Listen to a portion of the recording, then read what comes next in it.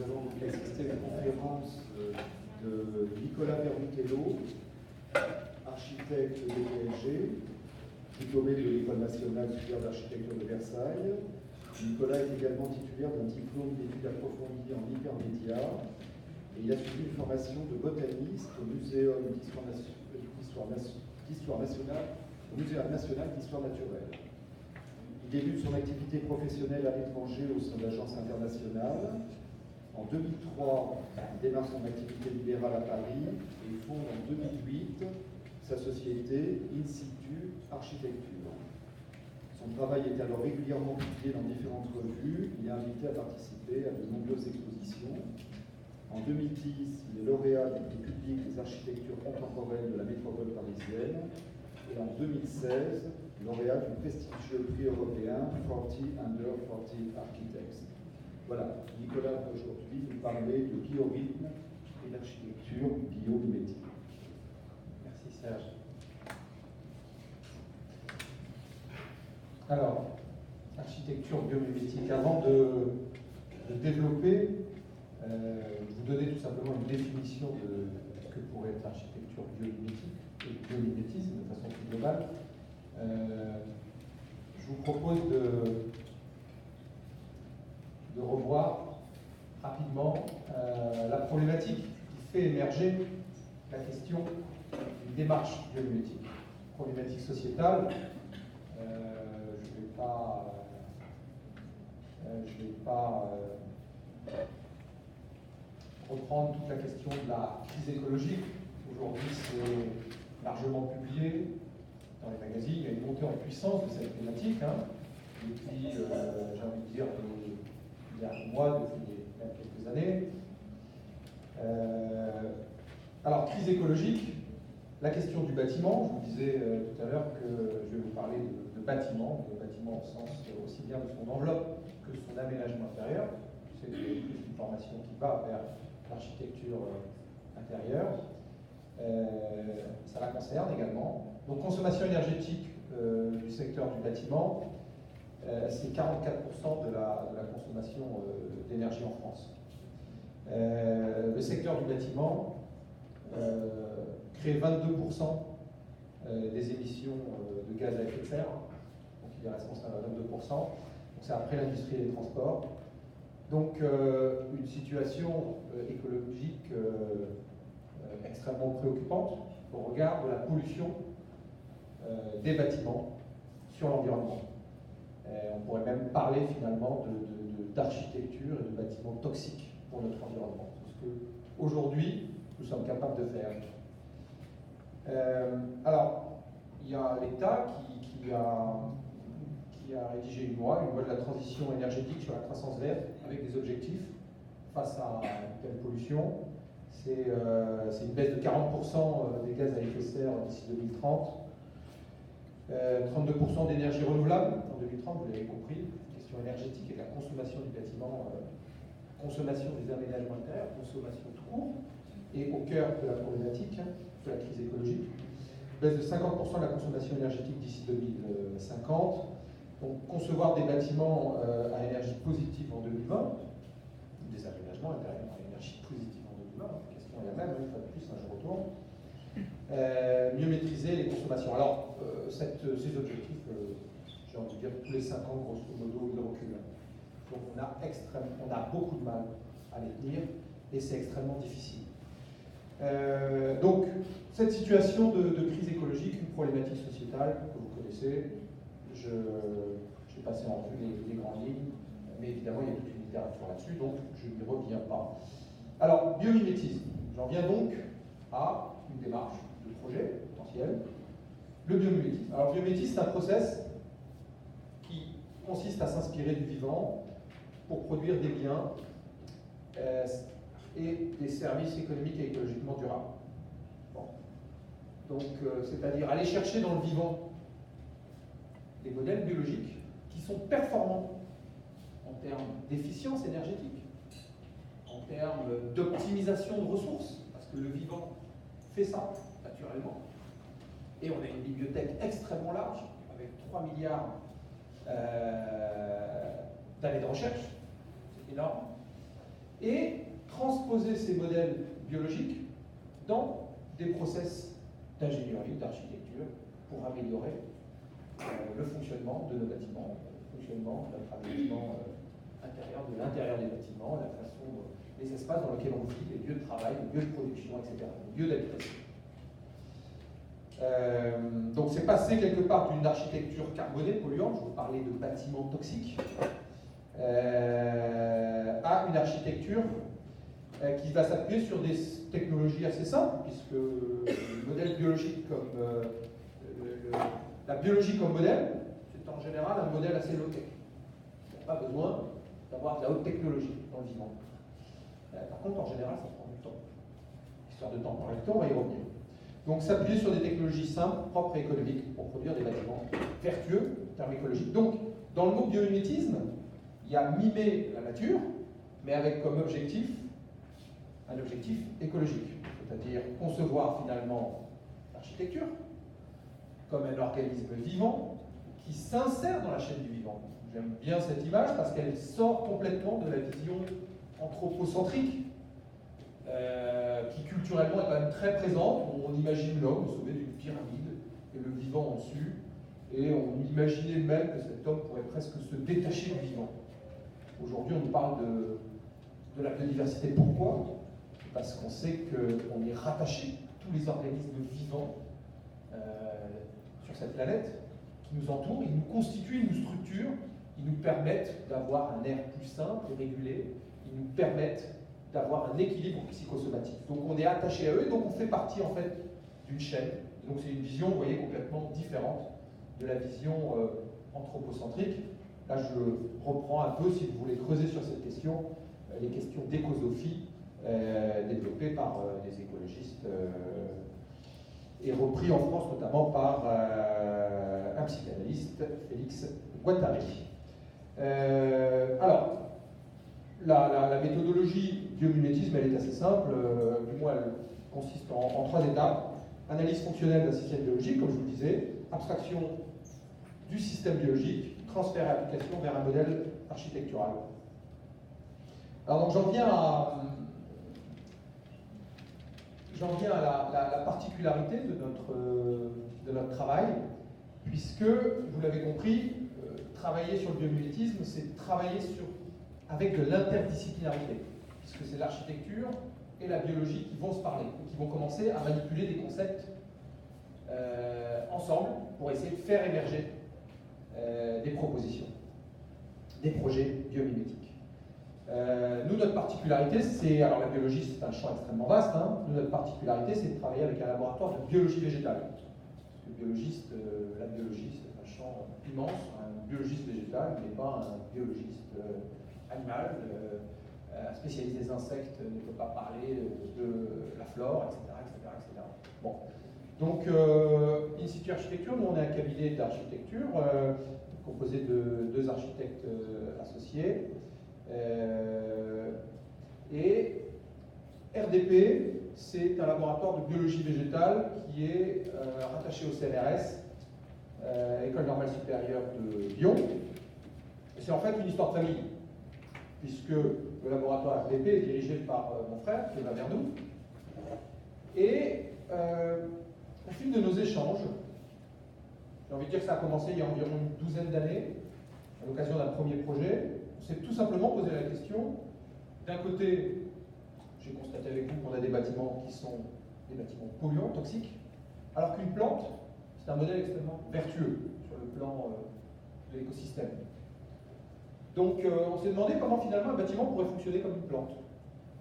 Est-ce qu'il pourrait fonctionner comme une plante? Il se trouve que le laboratoire RDP travaille sur l'architecture des plantes, c'est-à-dire comment la plante s'organise pour aller chercher ses ressources vitales, le soleil, l'eau, etc., etc. Donc on s'est demandé comment, si on pouvait transposer un modèle d'organisation de la plante, au sens de son volume, de son architecture, à un modèle de bâtiment. Donc, vous l'avez compris, les plantes, source principale de notre inspiration. Je vais passer un petit peu vite, puisqu'on on s'est fixé plutôt un objectif d'une demi-heure, 3/4 d'heure, mais avec un temps qui est déjà bien écoulé. Alors je vous parlais de cette performance qu'ont les plantes pour venir capter l'énergie du soleil. L'organisation d'une plante et ses feuilles permet de fabriquer au mieux sa photosynthèse. Ça peut être intéressant pour nous, dans le bâtiment, de se dire comment on pourrait aussi capter l'énergie passive du soleil. Bon, ça c'est un premier point. Mais il y a également un point très important, et là j'en viens sur la question des biorhythmes. Il y a également un point important, c'est la question du bien-être et de la santé. Puisque le soleil, c'est un élément structurant de notre bien-être. Alors, là aussi, il y a toute une littérature sur la question de la luminothérapie, sur la question de la vitamine D, comme essentielle pour notre bien-être, permet au calcium de se fixer sur les os, etc. etc. Donc c'est quand même un élément structurant, déterminant. Et la vitamine D, c'est grâce au soleil qu'on la produit. La régulation, en termes de biorhythme, la régulation du rythme circadien, qui vient du latin, qui veut dire en gros 24 heures. Donc nous avons des rythmes qui sont calés sur 24 heures avec des phases d'éveil et d'endormissement. Et la mélatonine, avec le soleil, qui est l'hormone qui régule ces rythmes, ces phases d'éveil et d'endormissement, elle joue un rôle déterminant et elle est activée par le soleil. Donc le soleil est un élément structurant de notre biorhythme. Bon, une fois de plus, il y a toute une littérature là-dessus, je vous laisserai évidemment la parcourir. Donc, vous voyez le double intérêt du modèle biologique et de travailler sur une méthodologie biomimétique, c'est à la fois d'aller chercher le modèle de la plante comme quelque part une petite usine d'ingénierie extrêmement performante en termes d'optimisation énergétique, de ressources, de matière, etc., mais également de pouvoir apporter sur notre santé du bien-être et apporter une réponse également. Alors, un premier modèle biologique, c'est l'organisation en spirale des plantes. Je l'évoquais tout à l'heure, l'architecture des plantes, comment ça fonctionne. Alors vous avez plusieurs modèles, mais il y a un modèle dominant, c'est le modèle en spirale que vous pouvez voir là sur ces différentes diapos. Quand on analyse en fait précisément les plantes, on s'aperçoit qu'elles sont régies par une sorte de code génétique mathématique. Certains biologistes n'aiment pas trop ce terme, mais de façon extrêmement précise, l'organisation des plantes. On le voit surtout sur les plantes grasses. Mais en fait, n'importe quelle plante est régie également par ce modèle. On le voit particulièrement dans les plantes grasses, comme vous pouvez le voir affiché, où on retrouve même l'angle d'or entre la disposition des feuilles d'une tige.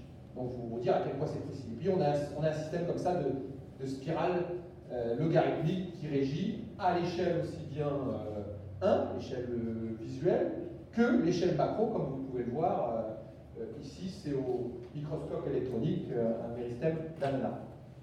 Bon, et cette organisation en spirale, elle dépasse largement l'organisation des plantes. Vous la retrouvez partout dans le vivant. Vous avez tous en tête forcément le Nautilus, qui est une espèce de coquillage en forme de spirale, la pomme de pain, enfin, c'est un modèle dominant dans le vivant en général. Alors, qu'est-ce que ce modèle nous donne? Alors là, je vais passer à une maison où on s'est posé la question comment, c'est une surélévation, vous la devinez un peu au milieu de l'image, où on a un existant qui est pris sur ces trois côtés, mono-orienté plein sud, et on a la possibilité de surélever cette maison. Donc comment on surélève cette maison? Donc avec ce souhait d'organiser la surélévation de la maison en fonction de ce principe spiralé pour aller chercher les différentes lumières. Donc on voit ici les principes de genèse du programme et le plan qui en résulte. Donc voilà l'ouvrage en coupe. Également des vues sur la partie extension. avec vous, comme vous pouvez le constater, pas du tout un travail sur les matériaux, on travaille sur les matériaux extrêmement standards, de la tuile parce qu'il y a de la tuile sur les ponts, de l'enduit parce que c'est comme ça que c'est fait. Par contre, un travail sur la forme, avec la création, avec l'orientation et la création de terrasses qui permettent de bénéficier de ces différentes expositions. Et du coup de chauffer la maison. Donc tout le discours autour de la structuration de la plante selon une typologie spiralée, c'est de pouvoir capter au maximum le soleil. Donc on se pose la question dans un bâtiment, comment on peut, dans sa géométrie, vous le comprenez, par un jeu de géométrie, venir chercher également au maximum le soleil pour chauffer la maison. Donc ça s'appelle l'utilisation de l'énergie passive du soleil. Plutôt que de coller des panneaux solaires sur le toit, et via une batterie ensuite d'alimenter le chauffage, là on peut bénéficier directement de l'énergie passive du soleil. Donc c'est uniquement une histoire de géométrie. Voilà quelques photos intérieures, mais je passe rapidement. Ensuite on change d'échelle. Là on s'est posé maintenant la question de savoir comment on pouvait appliquer cette méthodologie, vous l'avez compris, à cette méthodologie biomimétique à un quartier, puisque là on est sur une opération de 49 logements. Donc quelque part on part un premier exemple, c'était l'exemple d'une plante, son organisation spiralée, à une population de plantes, comme si on avait un champ et qu'on avait une population de plantes. Comment les plantes s'organisent entre elles, comment ça fonctionne, quelles sont les distances, etc. etc. Donc même principe, vous voyez les diagrammes de genèse, avec en haut le programme, et comment ce programme va être perturbé par la course du soleil qui va venir générer une nouvelle organisation en fonction de cette volonté de venir capter le soleil et l'énergie passive, toujours pour cette double raison, comme je vous le disais, c'est-à-dire apport énergétique, 25% d'économie sur le chauffage, juste par une bonne orientation, et apport santé, bien-être. Vous avez compris, deux objectifs déterminants pour cette démarche. Donc quelques exemples de la réalisation finie, fin de chantier, avec un ensemble de bâtiments qui s'organisent avec un jeu au final assez complexe, hein. C'est-à-dire plutôt que d'avoir une espèce de gros bâtiment compact mono-orienté, traversant, vous avez un ensemble de bâtiments très dispersés qui viennent, vous l'avez compris, reprendre des expositions et une organisation qui va optimiser la captation du soleil. Voilà, c'est ce qu'on appelle du logement intermédiaire. C'est une opération qui est réalisée à Vitry-sur-Seine, sur les centres du coteau. Voilà. Alors, un troisième projet, où cette fois-ci, là on se déplace à Senlis, nord de Paris, la capitale des rois français, quand même. C'est là que je crois que Capes s'est fait fonder. Senlis, où cette fois-ci, c'est un projet qui est en cours, où on a poussé plus loin la question de cette analogie entre le modèle biologique, comment s'organise une plante, et l'organisation des bâtiments. Alors, sur ces premiers projets, on l'a fait de façon analogique, ça veut dire on a comparé des schémas et on a orienté une organisation en fonction d'une organisation de plante qui est quelque part sur le papier. Là, on a poussé la recherche plus loin parce qu'on a codé un algorithme qui mime le principe d'organisation de la plante. Donc ça nous donne cette espèce de schéma un peu bizarre. Là, on retrouve l'héliodon, qui est la course du soleil, avec la complexité que ça engendre. Et je vais démarrer une petite vidéo, si ça veut bien se mettre en marche.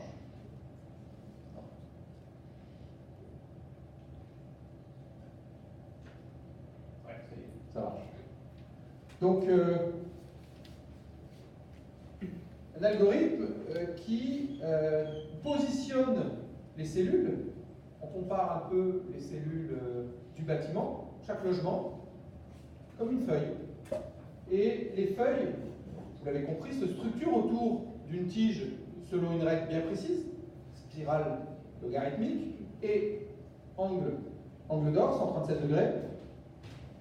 On a codé un algorithme qui reprend ce principe en spirale et qui va disposer les cellules du bâtiment selon cette même règle.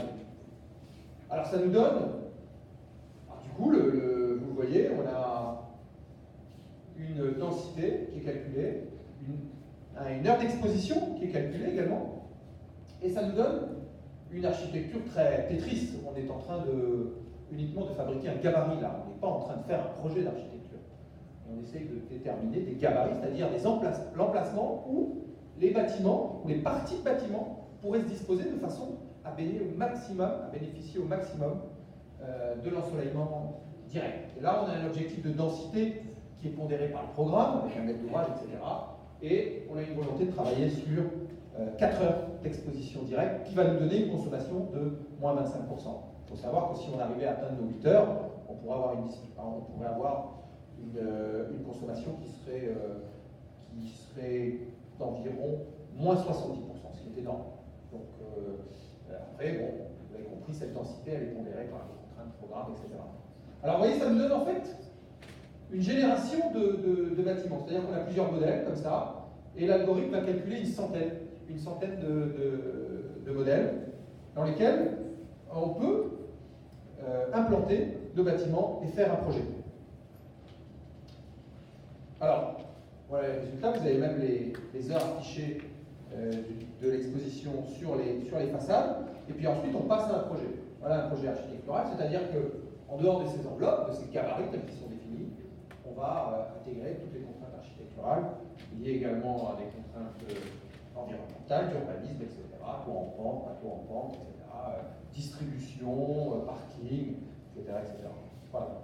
Donc, dans la continuité du projet présenté précédemment à Vitry, là, c'est un algorithme qu'on a codé, un travail qu'on a réalisé il y a 2 ans. On est allé plus loin en termes de recherche avec le laboratoire RDP pour pousser un calcul avec un modèle informatique.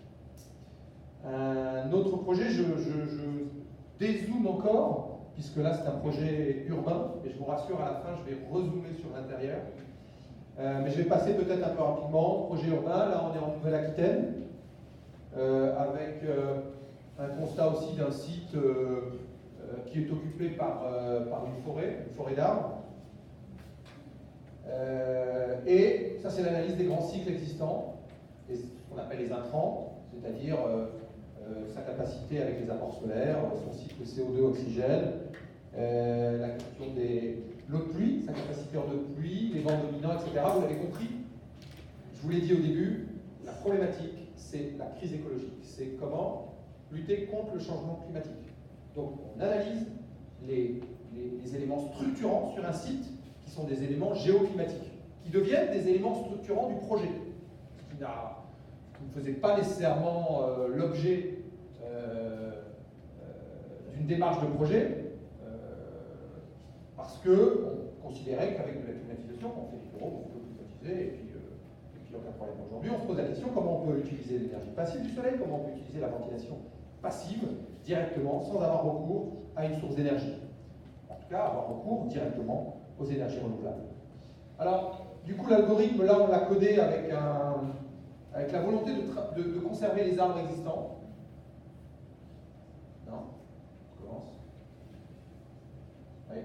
Donc là, on a fait évoluer l'algorithme, c'est une version 2.0, on va dire. Où on a des arbres qui existent sur le site et on se dit, ces arbres, c'est aussi en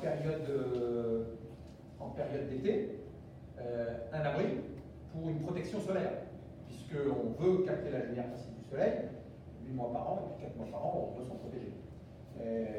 Il y a la question des îlots de fraîcheur, il y a la question de la biodiversité. Donc là, c'est un système qui couple l'implantation d'arbres avec les bâtiments et on obtient une typologie qui mixe environ 60% de densité de bâtiments pour 40% d'arbres. Donc on a un espèce de système hybride de ce que j'appellerais, pour détourner le mot agroforesterie, une sorte d'habitat foresterie. Donc comment habiter dans les arbres, quelque part, comment l'un et l'autre peuvent se rendre des services mutuels.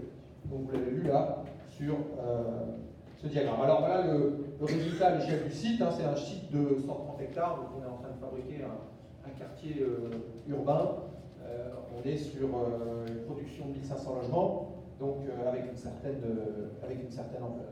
Voilà, donc ça ce sont des vues du site que je passe rapidement, et puis un zoom sur les cellules îlots de fraîcheur, qui regroupent évidemment tous les services écosystémiques avec les plats conservés, les aires de jeu, le type de bâtiment, la mixité, etc.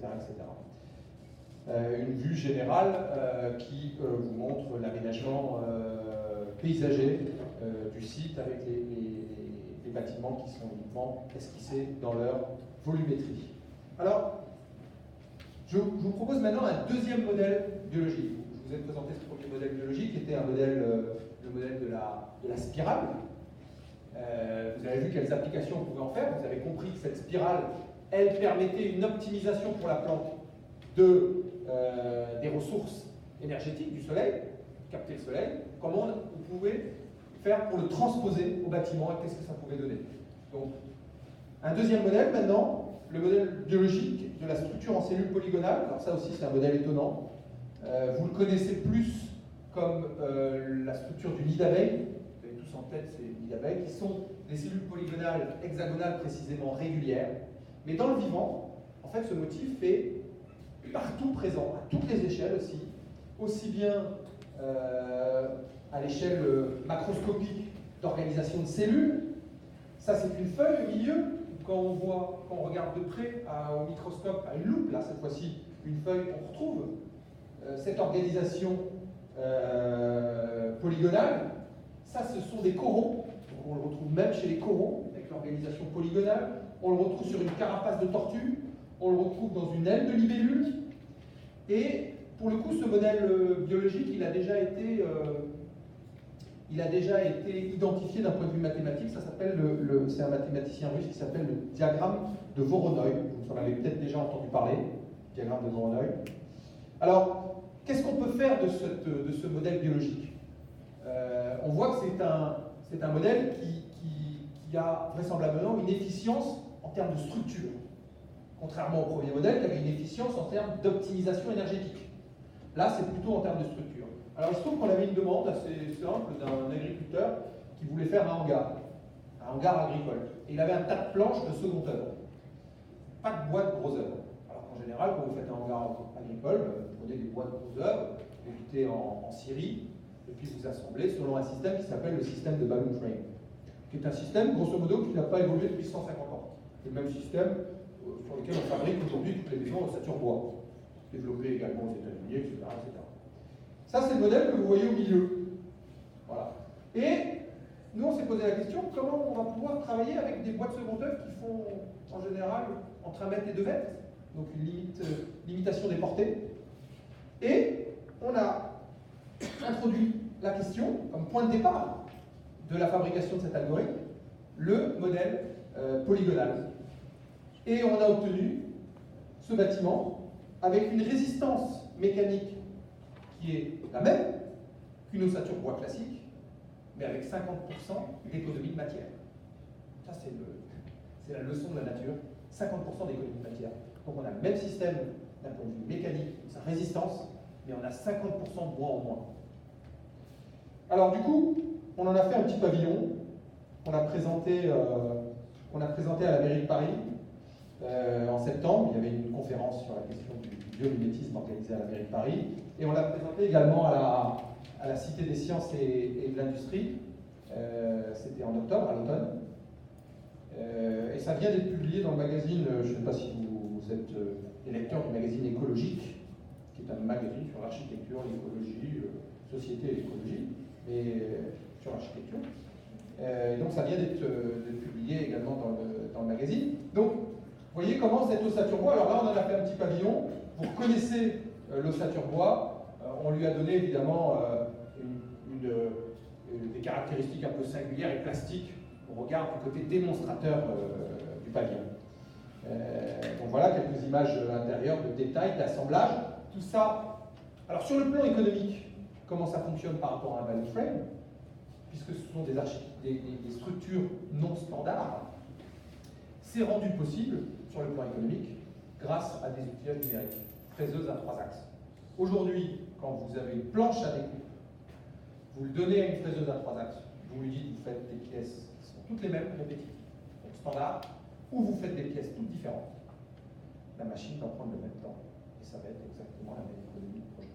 C'est ça qui est intéressant. Donc on peut faire ça aujourd'hui parce qu'on a de l'outillage numérique derrière. Et donc ça a été produit dans un Fab Lab que vous connaissez peut-être, qui est Woma, qui est un Fab Lab parisien. Un autre modèle biologique, pour vous montrer la diversité possible quand même de cette démarche, l'écorce des arbres. Là, on a un programme de bâtiment où on ne peut toucher qu'à l'enveloppe du bâtiment. On ne peut pas toucher à l'intérieur, on ne peut pas remettre en question sa volumétrie, etc. On peut uniquement travailler sur l'enveloppe du bâtiment. Donc, on prend comme modèle biologique l'arbre, parce que l'écorce de l'arbre, il y a toute une faune et une flore arboricole qui se développent. Donc avec aussi bien des oiseaux, des papillons, des larves, des plantes qui poussent dessus. Ça fait également de la rétention d'eau. L'écorce d'arbre, c'est extraordinaire.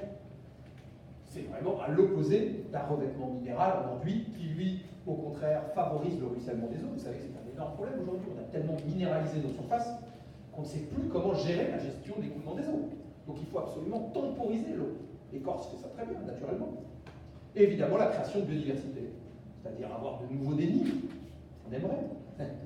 Une image projet, où on aurait également des nids qui viendraient se nicher dans cette espèce de façade qui est un bardage bois extrudé en 3D et qui reprend. Vous voyez, il ne s'agit pas. Comprenez, quand je vous parlais de biomimétisme, on n'est pas en train de faire des bâtiments en forme de plantes. Hein. On n'est pas en train de faire des bâtiments en forme de feuilles. Non, non. On reprend le principe d'organisation, le principe de structure, et on le transfère vers un modèle architectural. Après, en architecture, vous avez des contraintes contraintes de matériaux avec leur logique constructive, contraintes de coûts, etc. Et on adapte ce process et ça nous donne un projet avec une certaine singularité. Encore un autre modèle, là je vais vous faire voyager, il est 41, j'ai encore une dizaine de minutes, 5-6 minutes. Je vais vous faire voyager en Afrique, où là, comment ça se passe avec sous d'autres latitudes, où tout à coup le soleil devient d'intempérie. Donc il n'est plus du tout question d'aller chercher le soleil comme modèle biologique pour faire une démarche biomimétique. Là, on s'intéresse à des plantes qui, elles, au contraire, développent des stratégies d'organisation, ces plantes-là. Vous les connaissez, ce sont des figuiers de Barbarie. Tout le monde connaît ça. Et ces figuiers de Barbarie, en fait, c'est la plante qui a la capacité à s'adapter aux plus grandes chaleurs, parce qu'elle a une architecture particulière. Elle s'oriente, comme vous le voyez, vous pouvez le deviner, vers le soleil, et elle s'oriente est-ouest. Et elle limite sa charge thermique en présentant la plus petite surface d'exposition au plein sud. Alors, un figuier de Barbarie, il n'est pas organisé de façon quand même systématique comme ça. Pourquoi? Parce que les premiers plants sont organisés comme ça, et après d'autres plants commencent à se développer, mais ils vont être dans l'ombre des premiers plants qui se sont développés. Donc, s'ils sont dans l'ombre, ils commencent à avoir une organisation qui diffère et qui se réadapte en fonction des ombres portées des premières pousses, vous l'avez compris. Donc ça nous donne un bâtiment avec une organisation, ici c'est une université privée à Dakar, vous avez une photo du site, un bâtiment qui va s'organiser sur un principe de lame, orienté plein sud, vous pouvez deviner, avec un principe en façade de typologie de plantes à côte, qui sont des plantes xérophiles, qui également développent une stratégie de côte, comme vous pouvez le voir sur l'image, pour, une fois de plus, limiter la charge thermique du bâtiment. Évidemment, dans ce travail, il y a tout un travail également sur le vent, canaliser les vents, travail sur les matériaux, sur le géociment, etc., etc.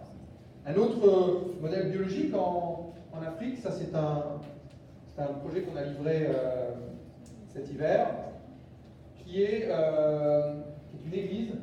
Et là, on s'est inspiré Alors ça, c'est un modèle biologique qui a déjà fait l'objet de pas mal d'études, puisque je rends hommage à un grand architecte qui s'appelle Mike Pierce, qui a déjà fait un bâtiment s'inspirant de ce modèle-là. Alors vous voyez, le modèle de la termitière, on connaît ce modèle, c'est le modèle de la cheminée de ventilation. Donc qui canalise l'air chaud et qui l'aspire vers le haut. Et les termites, vous voyez, le font très bien, elles font des espèces d'édicules comme ça, extrêmement hauts, qui permettent de réguler la ventilation intérieure de leur habitat et d'avoir une température, grosso modo, constante à 20-25 degrés, alors qu'il peut faire 5 degrés la nuit et il peut faire 40 degrés en plein jour. Bon. Et on connaît ce modèle aussi, il y a en Iran, ce qu'on appelle les hommes ont construit, mais ça depuis c'est un modèle, j'ai envie de dire, vernaculaire, les tours de vent. Alors ça donne quoi? Ça donne une église, ça donne un édifice. Alors dans une église, on a la chance d'avoir un clocher. C'est pour ça qu'on est allé chercher ce modèle de la termitière. Et donc ce clocher va fonctionner comme la termitière, avec un double principe d'aspiration du vent, et ça se retourne la nuit, avec le principe de la convection naturelle. Donc on identifie les vents dominants. On a un vent qui vient de la mer, vous l'avez vu sur une photo précédente, on n'est pas loin de la mer, il y a les alizés. Puis il y a l'armatan, qui est un vent chaud, on va s'en protéger. Donc là, voilà, c'est l'utilisation de la ventilation passive. Là, on est dans des pays chauds, on ne va pas utiliser le soleil, on va utiliser le vent. Et on va essayer de voir comment on peut créer une ventilation naturelle de l'ouvrage sans avoir recours à la climatisation, sans avoir recours aux technologies. C'est pour ça que je vous parlais tout à l'heure de la question du low-tech. Comment est-ce qu'on fait avec du low-tech? Et donc en maîtrisant une économie de projet. Voilà, quelques photos intérieures de l'édifice. On travaille sur les verrières, sur les matériaux, etc.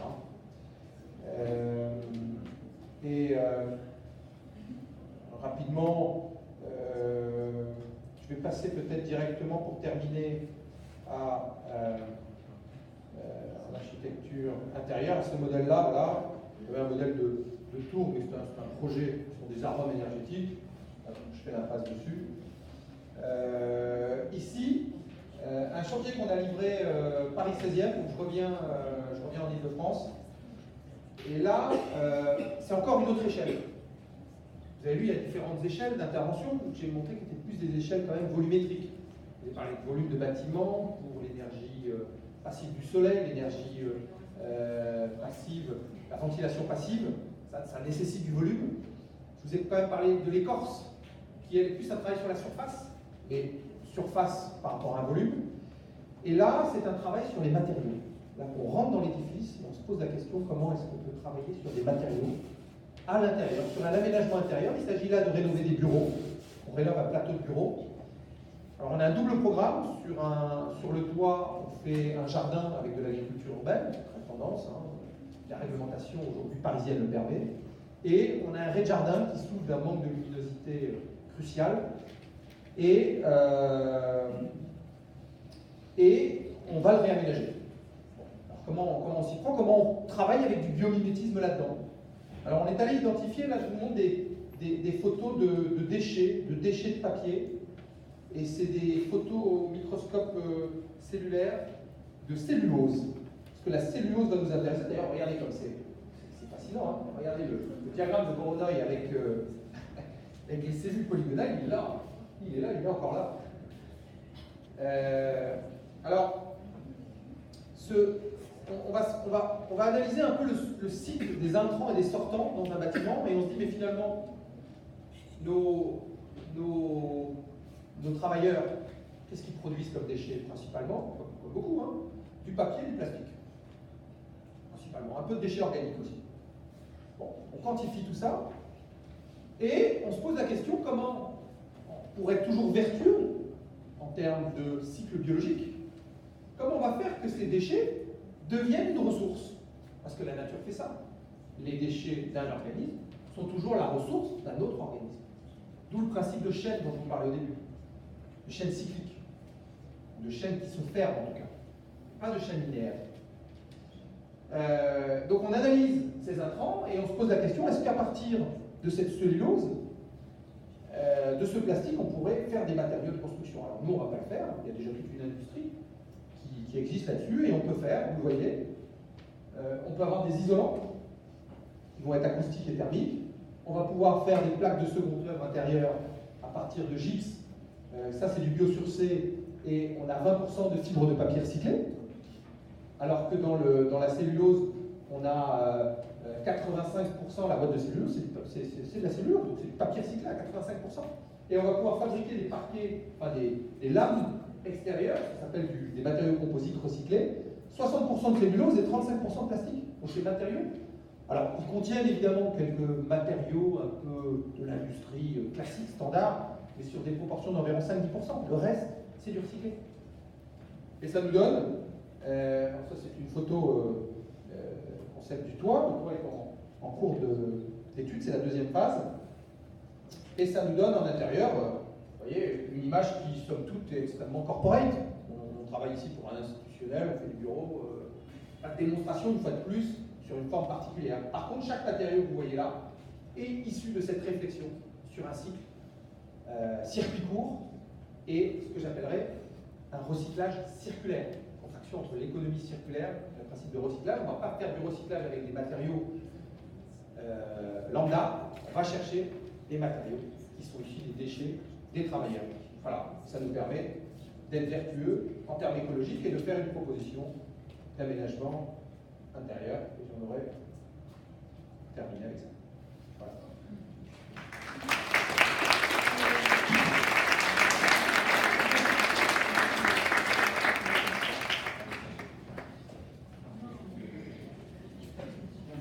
Merci beaucoup, Nicolas, pour cette exposition. Moi, j'ai trouvé particulièrement intéressant. Il y a beaucoup de choses. Est-ce qu'il y a des questions sur la salle? Alors, deux collègues, moi j'en ai une pour dire aussi. Je vais demander plus précisément qu'est-ce qu'il en serait de son application à l'architecture d'intérieur. Vous avez parlé beaucoup d'architecture, mais ici on prend des architectes d'intérieur, quel pourrait être le profit qui pourrait tirer de ces études qui sont faites actuellement sur cette convergence entre la nature et les réalisations humaines. Alors c'est pour ça que j'ai voulu terminer sur cette dernière réalisation, puisque là on est un peu plus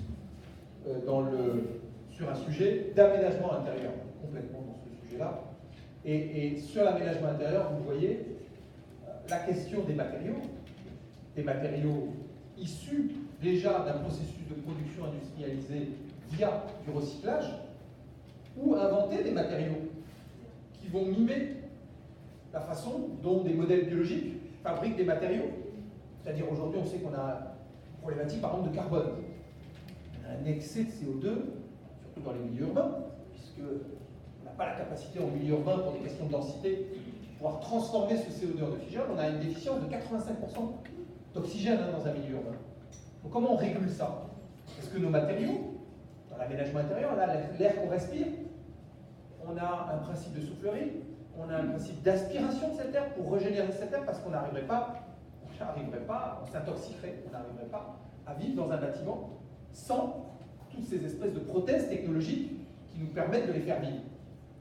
Donc comment, dans un intérieur, on invente des surfaces, on invente un dispositif spatial qui permet de trouver un point d'équilibre d'un point de vue biologique.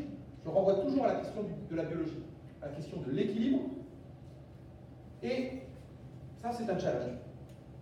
Donc, il y a de la recherche à faire là-dessus, évidemment. Il y a de la R&D. J'ai envie de dire que la recherche fondamentale peut nous apporter des choses, mais il y a de la recherche appliquée.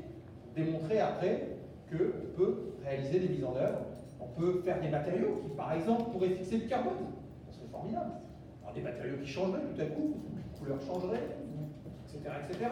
Sur la question du soleil, vous avez une exposition souvent derrière une baie vitrée qui est inconfortable, parce que pas bien contrôlée, où vous avez un excédent de soleil l'été, et au contraire vous cherchez à capter le soleil l'hiver. Donc vous avez un dispositif spatial à l'intérieur qui va essayer justement de canaliser le soleil à un moment, ou au contraire de s'en protéger. Bon, voilà.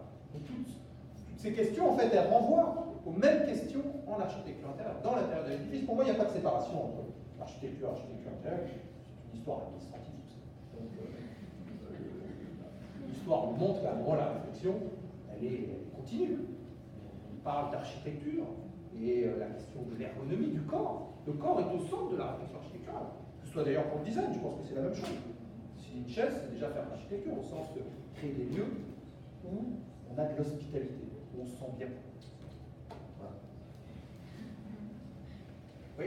Moi j'ai une question par rapport à l'évolution climatique, avec des modèles, l'évolution et des plantes indigènes confondues dans lesquelles vous avez des exemples. Est-ce que vous inspirez déjà d'autres modèles qui peut-être pour l'environnement, et comment vous envisagez justement le réchauffement, et est-ce que les plantes fonctionnent de la même manière dans les 10, 15, 20, 30 ans, comment vous voyez la durabilité des projets, sachant qu'il y a un changement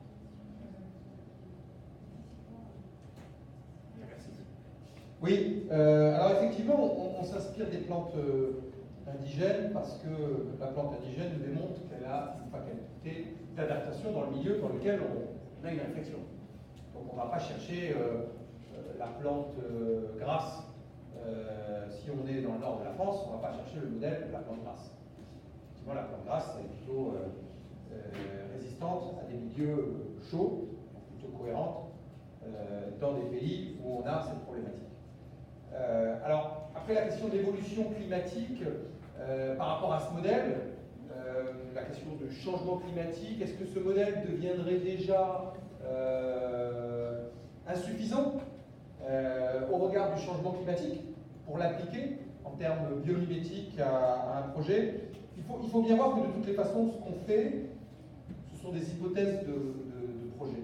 C'est-à-dire que là, quand on transpose des modèles biologiques dans un process d'ingénierie, on passe par un transfert d'abstraction mathématique. Donc on élimine forcément un certain nombre de choses et on ne prend pas toute la complexité du vivant.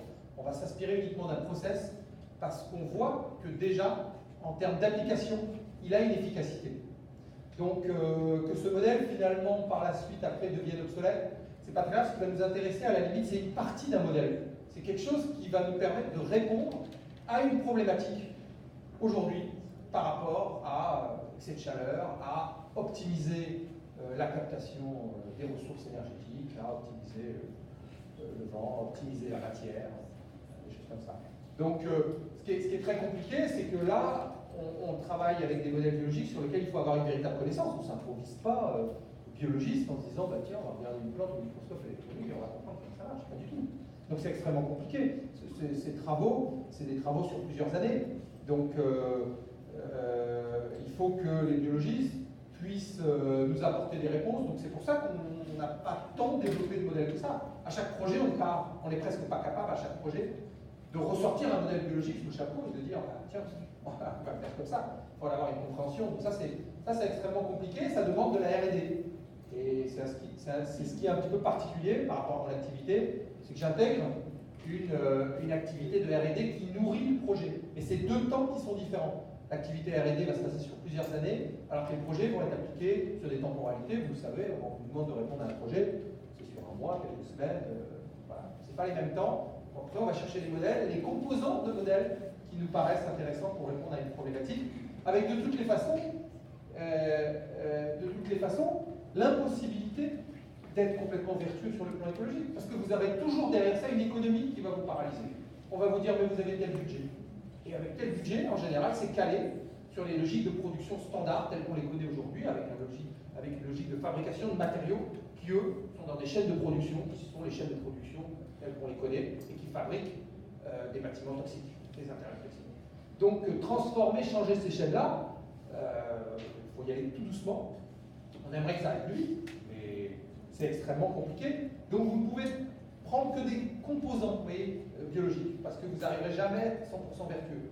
En tout cas, je n'ai pas encore rencontré de client qui m'a dit carte blanche, vas-y.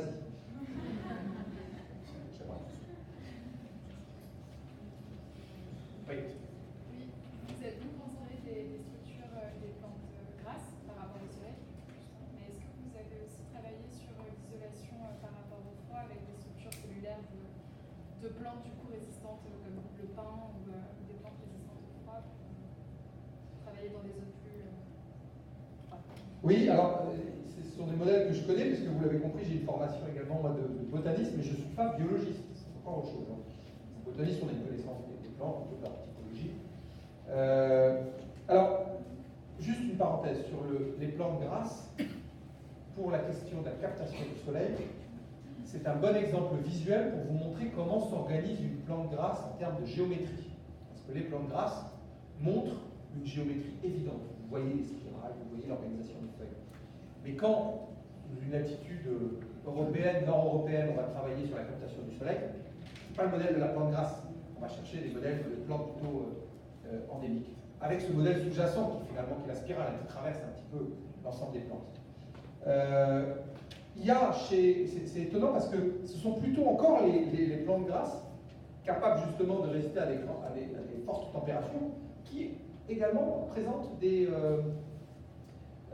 défenses pour se protéger du froid.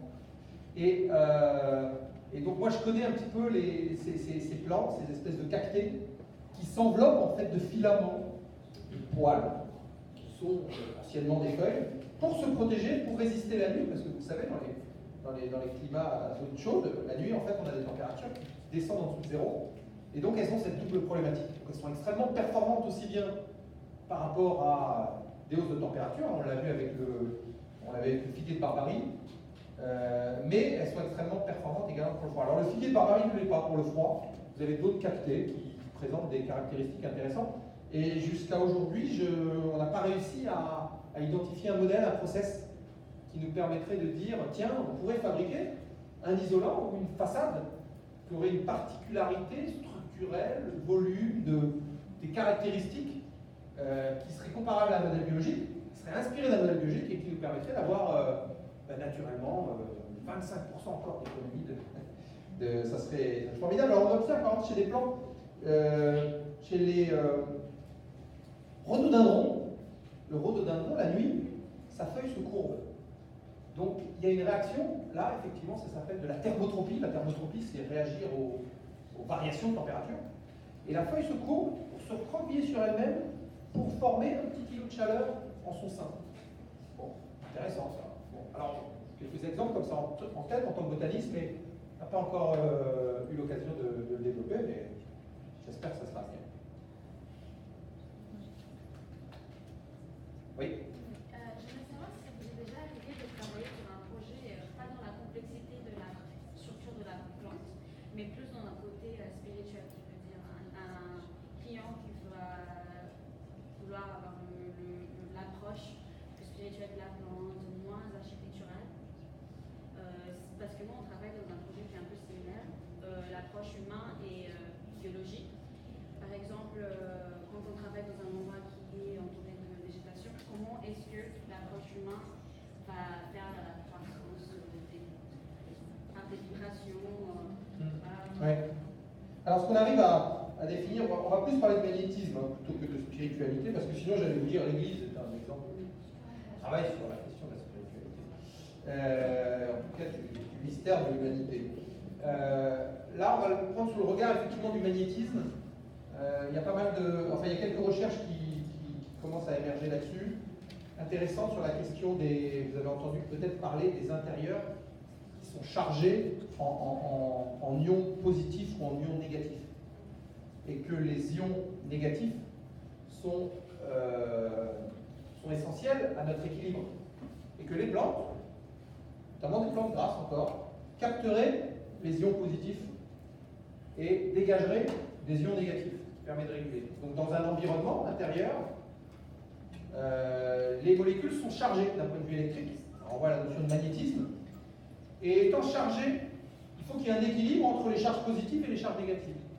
Et nos intérieurs, avec les substances qui se dégagent, globalement, dégagent un excédent. Je vous parlais d'une déficience de lumière, je vous parlais d'un excédent de CO2, ben, il y a aussi un excédent d'ions positifs. Donc comment réguler par les plantes? Alors là, après, ça devient plus ce qu'on appelle de la bioassistance. C'est-à-dire, est-ce qu'en mettant des plantes en intérieur, on arrive à réguler? Oui, on arrive à réguler, mais la vraie problématique, c'est la quantité. Si vous voulez vraiment réguler, il faudrait tellement de plantes que votre volume ne peut pas l'accueillir. Et c'est là où ça devient intéressant, c'est-à-dire comment on invente quelque chose pour que tout à coup on puisse stocker du carbone. Vous parlez de matériaux qui fixeraient le carbone, comment il faut inventer. Et c'est là où on intervient. Et pas uniquement dire on dispose quelques plantes et ça va résoudre le problème. Ça va le résoudre partiellement. J'ai en tête aussi ce dispositif assez intéressant de l'ENR qui avait fait une espèce de plan, un pot filtrant avec des plantes, un accélérateur de filtration. Ce sont des plantes qui ont la vertu de filtrer l'air. Des composés, vous savez qu'il y a des composés organiques volatiles dans l'air qui sont pointés du doigt par l'OMS, l'Organisation mondiale de la santé, qui nous disent attention, on a des airs pollués. Et qu'il y a des plantes qui ont des facultés de filtrer ces substances toxiques et qui le font par la racine. Voilà. Et donc, l'ANER, de le connaître, a fait, il y a même plusieurs années, une dizaine d'années, avait fait un prototype comme ça d'appareil dans lequel il y avait des plantes et qui accélérait le passage de l'air, c'est un accélérateur d'air, pour filtrer l'air, c'est intéressant. Donc là déjà, vous voyez, on n'est pas juste dans une plante. On commence à avoir un dispositif technologique autour de ça. Alors comment on descend ça à toute une pièce, hein, ça peut être intéressant de se poser la question. En tout cas, les plantes sont essentielles pour réguler et s'inspirer des plantes, on le voit bien, parce que juste mettre en place des plantes, c'est pas suffisant. Mais il va falloir s'inspirer des plantes pour mettre en place des stratégies à l'intérieur de vos édifices, dans vos aménagements, pour arriver à trouver ces points de régulation, ces points d'équilibre, qui sont en fait omniprésents, et sur plusieurs points.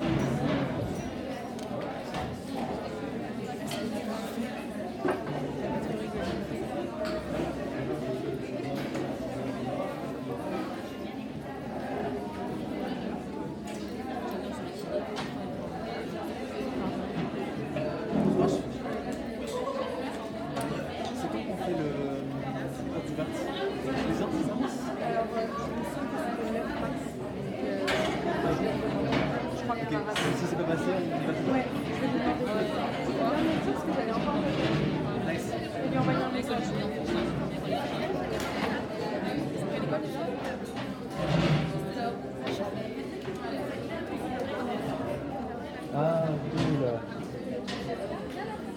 Oui, nickel. Beau plan. Là, oui.